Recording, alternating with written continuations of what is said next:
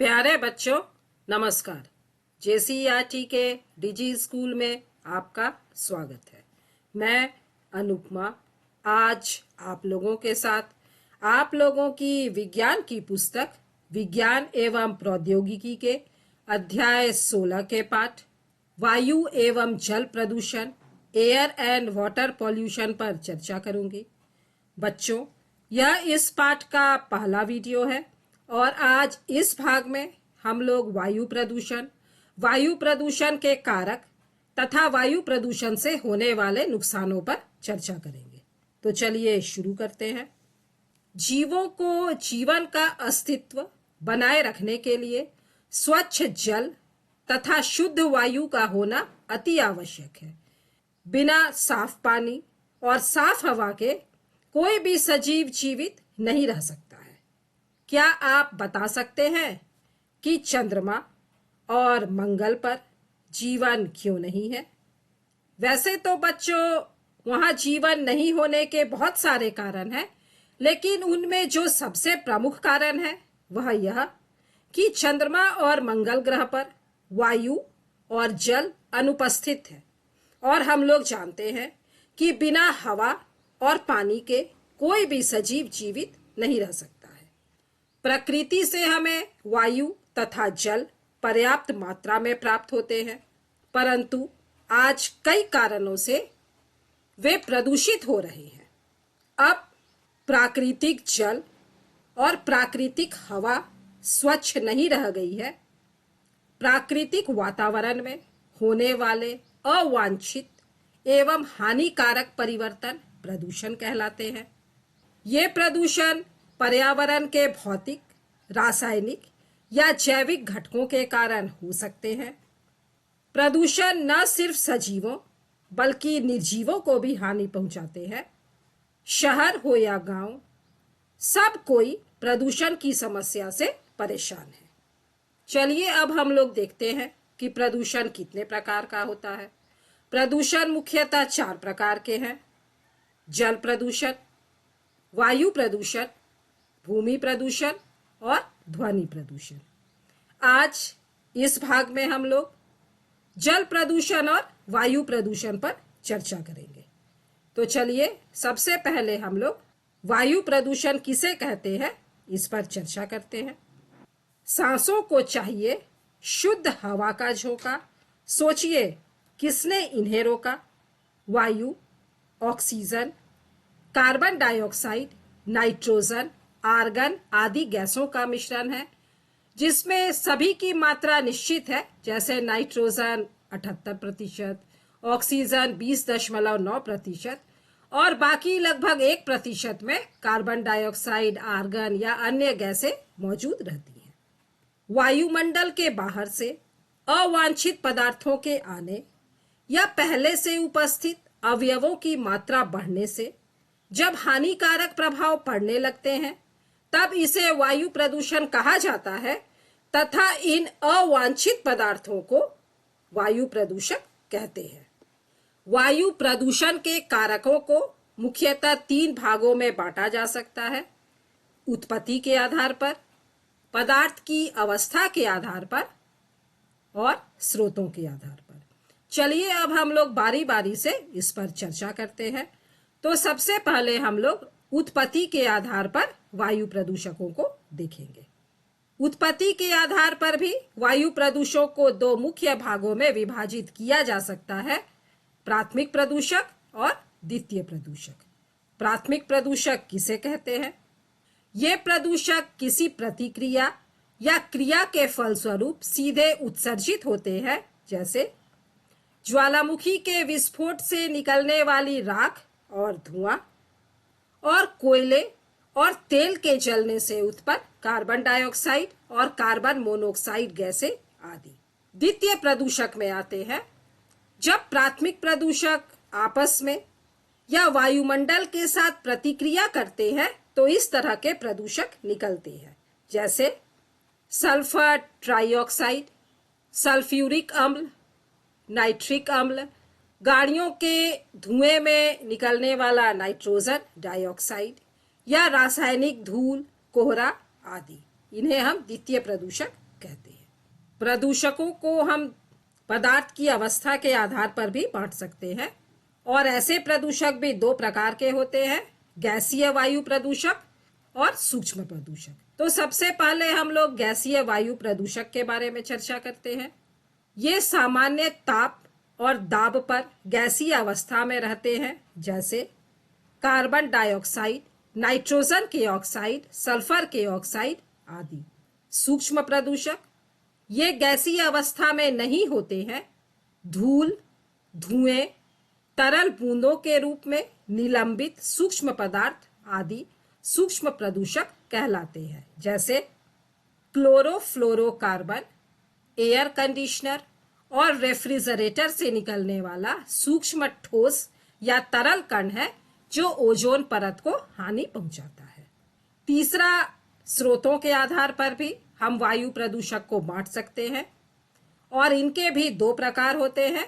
पहला है प्राकृतिक स्रोत, दूसरा है मानव जनित स्रोत। तो पहले देखते हैं प्राकृतिक स्रोत के बारे में। प्रकृति में होने वाली असामान्य प्राकृतिक क्रियाओं जैसे ज्वालामुखी विस्फोट, वनों में लगने वाली आग, घूर्ण वायु, टोर्नेडो आदि के द्वारा हानिकारक गैसें वायु में फैल जाती हैं। वायु में उपस्थित पौधों के परागकण, जीवाणु तथा कवक के बीजाणु भी वायु प्रदूषण के प्राकृतिक स्रोत हैं। दूसरा है मानव जनित स्रोत। स्वचालित वाहनों के धुएं में उपस्थित गैसें, कल कारखानों के धुएं में उपस्थित गैसें, जीवाश्म ईंधनों, कोयला, तेल, प्राकृतिक गैस के पूर्ण और अपूर्ण दहन से निकलने वाली गैसें, ताप विद्युत संयंत्रों आदि से निकलने वाली गैसें, बिजली के कड़कने और ज्वालामुखी के विस्फोट से निकलने वाली सारी विषाक्त गैसें अंत में जाकर वायुमंडल में ही मिल जाती हैं और वाष्पशील कार्बनिक यौगिक, वोलाटाइल ऑर्गेनिक कंपाउंड आदि भी गंभीर वायु प्रदूषक है। चलिए अब हम लोग वायु प्रदूषक से होने वाले नुकसान पर चर्चा करते हैं। सबसे पहले हम लोग कार्बन मोनोऑक्साइड के बारे में जानते हैं। यह कोयला, पेट्रोलियम और लकड़ी के कोयला जैसे जीवाश्म ईंधन के अधूरे दहन के परिणाम स्वरूप उत्पन्न होती है।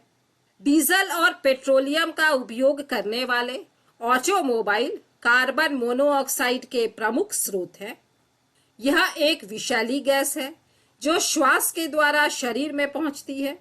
यह रक्त में ऑक्सीजन ढोने की क्षमता को कम करती है और ऑक्सीजन की कमी शरीर के लिए घातक हो सकती है। अधिक मात्रा में कार्बन मोनोऑक्साइड को ग्रहण करने से मनुष्य की मृत्यु भी हो सकती है। दूसरा वायु प्रदूषक है कार्बन डाइऑक्साइड। यह उन प्रमुख गैसों में से एक है जो वायु प्रदूषण में योगदान करती है।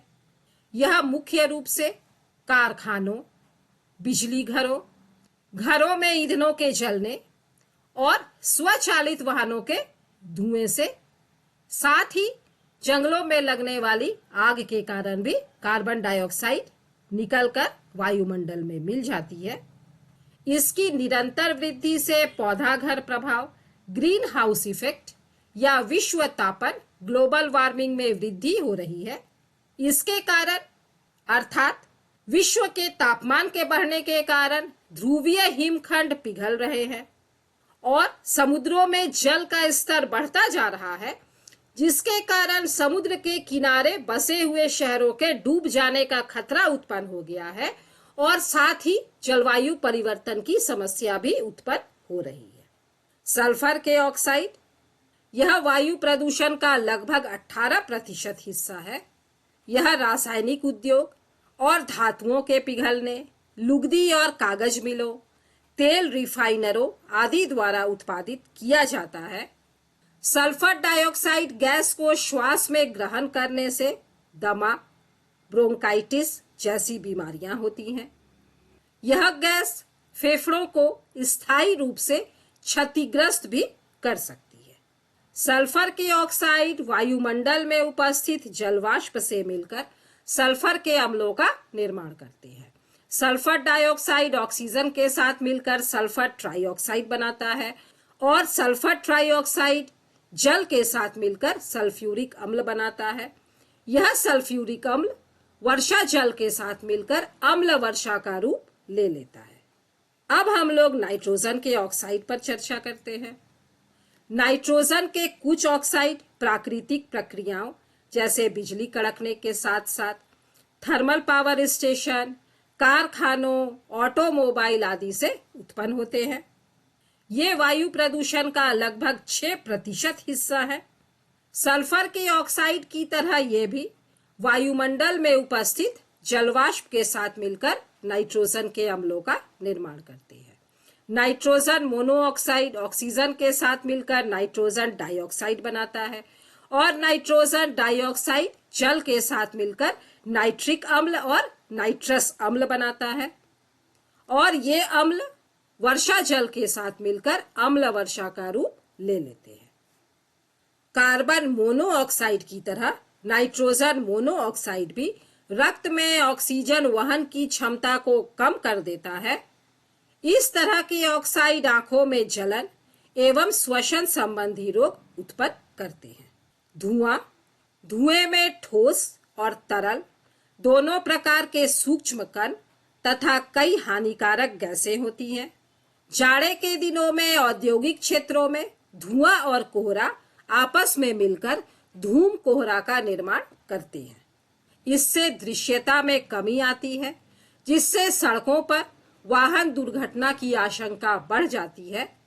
आप लोगों ने पढ़ा ही होगा कि दिल्ली के पास यमुना वे एक्सप्रेस में प्रति वर्ष इसी धूम कोहरे के कारण, धुएं के कारण बहुत ही अधिक मात्रा में वाहन दुर्घटनाग्रस्त होते हैं और इसी कारण अब यमुना वे एक्सप्रेस को मौत वे एक्सप्रेस कहा जाने लगा है।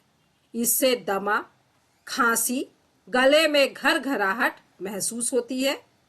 चलिए अब हम लोग एरोसोल के बारे में जानते हैं। वायुमंडल में निलंबित सूक्ष्म, ठोस या तरल कण के बादल को एरोसोल कहा जाता है। रेफ्रिजरेटर, एयर कंडीशनर तथा एरोसोल से निकलने वाला क्लोरोफ्लोरोकार्बन भी एक ऐसा ही एरोसोल है। ये ओजोन परत को क्षतिग्रस्त कर देते हैं। यहाँ पर आप लोग देख रहे हैं 2005 से 2017 तक ओजोन परत की छेद में किस प्रकार लगातार वृद्धि हुई है। ओजोन परत के क्षय से मनुष्यों में त्वचा कैंसर, मोतियाबिंद आदि रोग उत्पन्न होते हैं। इससे प्रकाश संश्लेषण की प्रक्रिया भी बुरी तरह प्रभावित होती है। अब हम लोग अंतिम वायु प्रदूषक लेड के बारे में पढ़ते हैं। पेट्रोल, डीजल, लेड बैटरियां, बाल रंगने के उत्पादों में लेड पाया जाता है। यह कैंसर और पाचन संबंधी बीमारियां उत्पन्न कर सकता है। आज इस भाग में हमने जाना प्रदूषण क्या है, वायु प्रदूषण किसे कहते हैं, वायु प्रदूषण के कारण क्या हैं तथा वायु प्रदूषण से होने वाले नुकसानों पर भी हमने चर्चा की। अगले भाग में हम जानेंगे अम्ल वर्षा क्या है, अम्ल वर्षा का दुष्प्रभाव क्या होता है, विश्व तापन तथा उस पर हरित गृह का प्रभाव क्या पड़ता है। साथ ही हम लोग हरित गृह प्रभाव के फायदे और नुकसान तथा वायु प्रदूषण पर नियंत्रण के कारणों पर भी चर्चा करेंगे। मिलते हैं बच्चों वायु एवं जल प्रदूषण पाठ के अगले वीडियो में। तब तक स्वस्थ रहिए, सुरक्षित रहिए, पढ़ते रहिए। Thank you.